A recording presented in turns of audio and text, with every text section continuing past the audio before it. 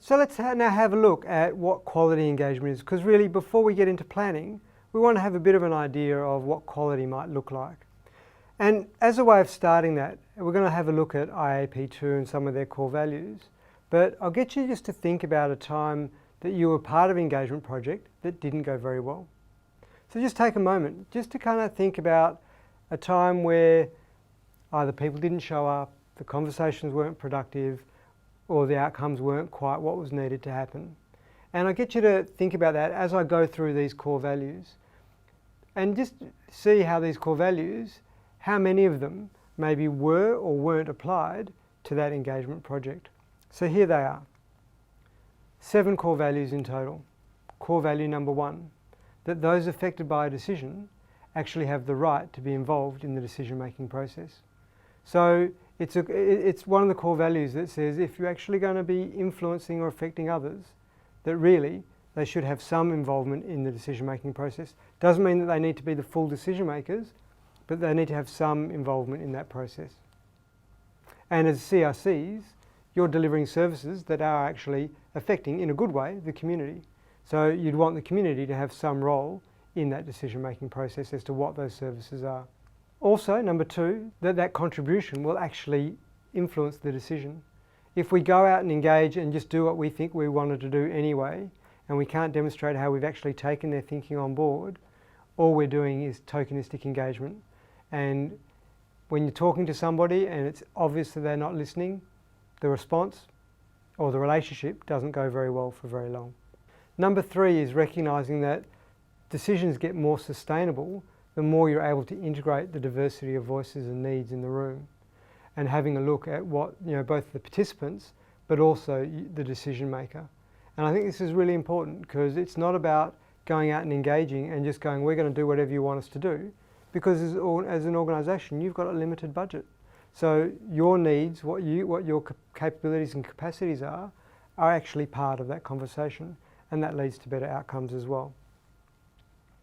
And this one I think is really important, that we actually actively go out and seek the involvement of people that are potentially affected by a decision.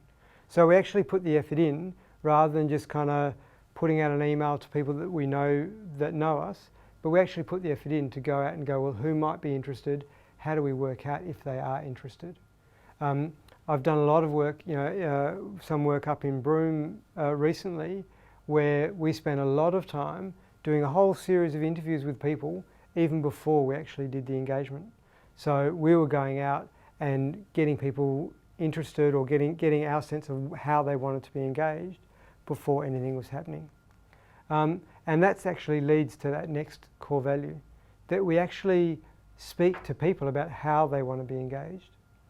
Certainly I've been fortunate enough, when I've been working in regional areas, to be given really good guidance, and it's simple things, don't go out during seeding or harvesting. You go out during those times and the communities will just think you're absolutely batty, that you know nothing about them.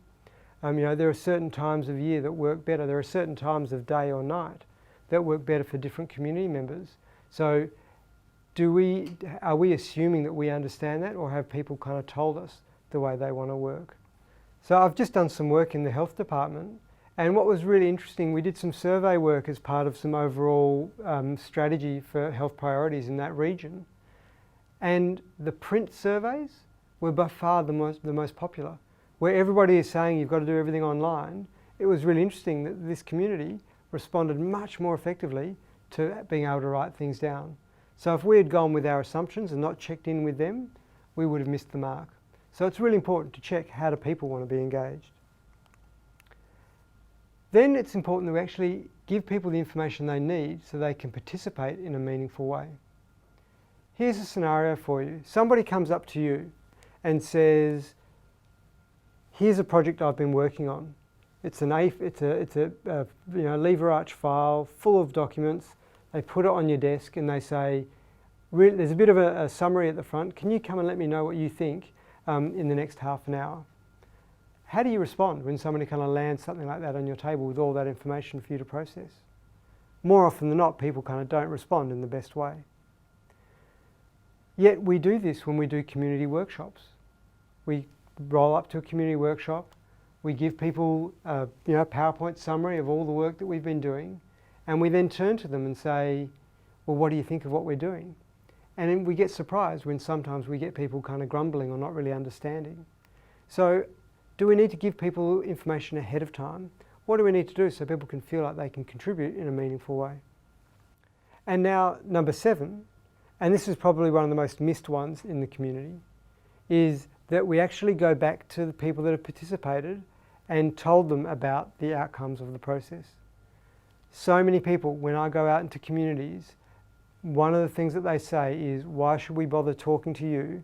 We still don't know what's happened the last time we spoke to whoever it was.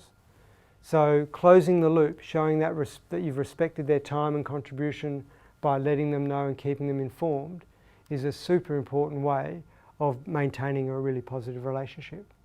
So they're really the 7 keys to designing really quality engagement.